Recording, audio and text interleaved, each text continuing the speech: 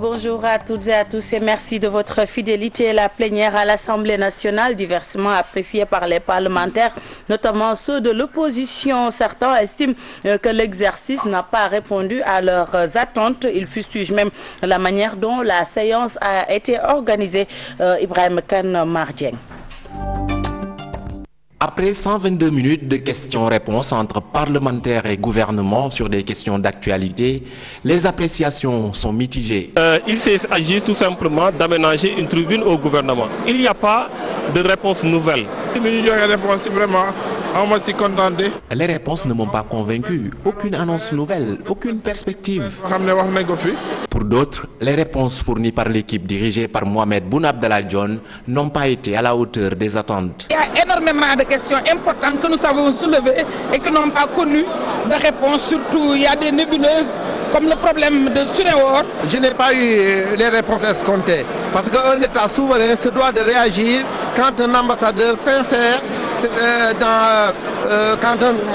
dans les affaires intérieures de son pays. Du côté du parti Réumi, le jeu a été faussé dès le départ, clame-t-on. Nous sommes tous privés de parole. Aucun membre de Réumi n'a pris la parole, aucun membre de AJ, ni de l'URD, tous les autres partis, FAHAS, etc., qui sont représentés au niveau de l'Assemblée nationale, n'ont pas pu prendre la parole. Qu'est-ce que ça veut dire? On ne peut pas parler de dialogue dans ces situations-là.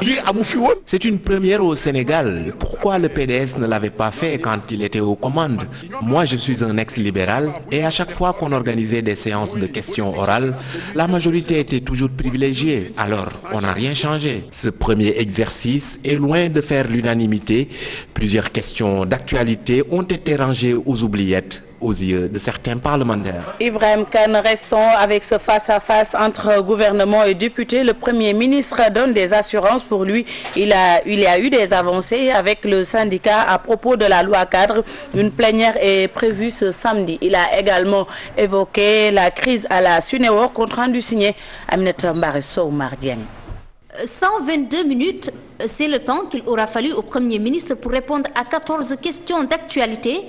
Pour ce premier exercice, la crise liée à la loi cadre sur les universités publiques sénégalaises n'a pas été épargnée. Aujourd'hui, il y a un groupe de plénipotentiaires, 4 côtés État, 4 côtés syndicats, qui a été mis en place d'accord parti. Et ce groupe fera des propositions demain à la plénière. Et Inch'Allah, si on a accord, cet épisode sur la loi cadre sera définitivement dépassé. Mohamed Boun Abdallah Dionne et son équipe devant des parlementaires, c'est également pour parler de la situation à la Sunéor. Nous nous opposerons à la division du patrimoine de Sunéor. Sunéor est en train à proposer la vente des 2 unités qui sont les unités de trituration. Nous disons non. Je vais convoquer ici à Dakar M. Jaber, où il poursuit son investissement, où il quitte. Sur le départ annoncé de certaines compagnies aériennes du Sénégal, le gouvernement précise. South African n'a pas quitté le Sénégal. South African est en train de restructurer effectivement sa compagnie sur la base d'un plan de sauvetage. Il n'a jamais été question véritablement de retrait de Emirates au Sénégal. Des questions relatives au coût élevé de la vie, à l'emploi des jeunes, à la grève dans le moyen secondaire ont été passées sous silence. Le gouvernement et les parlementaires se donnent rendez-vous dans un mois pour un exercice. Aminata Mbaresso, merci. Renvoi du procès qui oppose Karim Wade à Pape Albouri Ndao sur demande du parquet. Le juge correctionnel convoque les différentes parties le 26 mars prochain. Au cours de l'audience d'hier, renvoyée à plusieurs reprises, les avocats de la partie civile ont demandé la réparation du préjudice subi par leur client estimé à 47 milliards de nos francs. Récit signé Hadiatala. Karim Wade absent à la barre, ses avocats dans leur plaidoirie ont demandé au président du tribunal correctionnel de reconnaître Pape Albouri Ndao, administrateur provisoire de DP World, coupable de faux, usage de faux en écriture privée et la réparation d'un préjudice estimé à 47 milliards. 47 milliards représentant la somme déclarée par Pape Albouri Ndao ayant été trouvée dans un compte à Singapour appartenant à AHS Guinée-Bissau qui, selon le prévenu, Karim Wade est le seul actionnaire et bénéficiaire économique. Maître Ciré Clédorli va plus loin et requiert le retrait de la qualité d'expert au prévenu. Selon ce dernier, le délit du faux usage de faux est un crime et un délit contre la paix publique. Il martèle que les déclarations de Pape Albouri Ndao sont graves et ont participé à comploter contre Karim Wade. Après les plaidoiries de la partie civile, le parquet a demandé le renvoi de l'affaire au 26 mars pour mieux s'imprégner des nouvelles pièces versées dans le dossier par les avocats de Karim Wade. Une requête acceptée par la Cour. Maître El Hadj Diouf, un des avocats de Pape Albouri Ndao, lui souhaite que les pièces fournies soient écartées.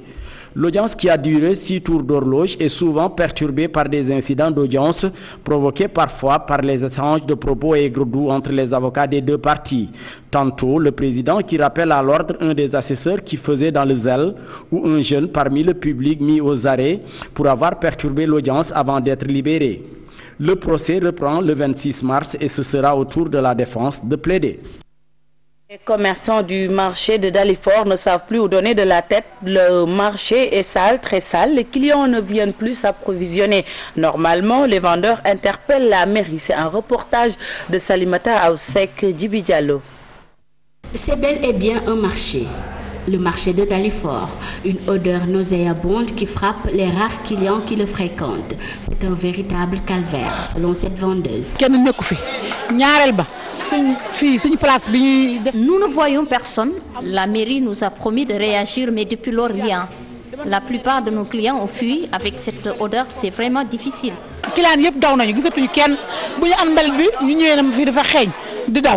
Cette commerçante fait savoir que les ventes sont à perte du fait du petit commerce de tablier installé à l'intérieur du quartier.